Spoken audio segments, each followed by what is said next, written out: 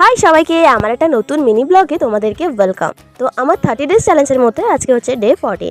আজকে আমি সকালবেলা বাড়ি থেকে মামা বাড়ি এসেছি দাদার সাথে বাইকে করে, আমার দাদার ছেলের উপনয়ন উপলক্ষে। তো আজকে হচ্ছে গায়ে হলুদ, তো সেই জন্যই সকাল থেকে বিকেল অবধি সমস্ত গায়ে হলুদের কাজ কমপ্লিট করে এখন সন্ধ্যেবেলা এখন আমরা বেরিয়েছি একটু ঘুরতে যাওয়ার উদ্দেশ্যে। তো তোমরা তো জানোই যে মামা বাড়ি এলে একটু পার্ক তো আসতেই হবে। তো প্রথমে পার্কেই গিয়েছিলাম, কিন্তু সেখানে না কোনো খাবার জিনিসের দোকান নেই, তাই আস্তে আস্তে আইসক্রিম, লস্যি, মোমো, সিঙ্গাড়া সব কিছু খেয়ে এখন আমরা আসছি সুপার মার্কেটে। আসলে সুপার মার্কেটে আসার একটাই কারণ যে দিদিরা একটু জিনিসপত্র কেনাকাটি করবে আর আমরা একটু বসে গল্প করব, এটার জন্য। তোমরা তো জানোই যে আমি পুরুলিয়াতে থাকলে বাড়িতেই খুব কম থাকি, কিন্তু জানো মামাবাড়ি গেলে আমার একদম কোথাও ঘুরতে যেতে ইচ্ছে করে না। আসলে মামাবাড়িটাই তো একটা ঘোরার জায়গা, আর অনেকদিন পরপর যেহেতু যাওয়া হয় ওই জন্য ঘুরতে যাওয়া হয় না।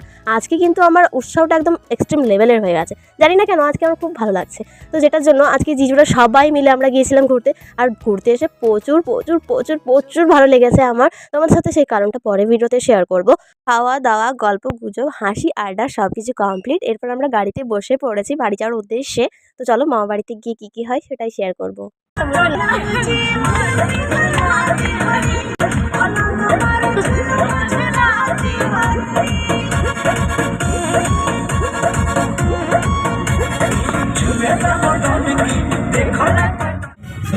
কাল তো পৌঁছাই বলবে দাদা।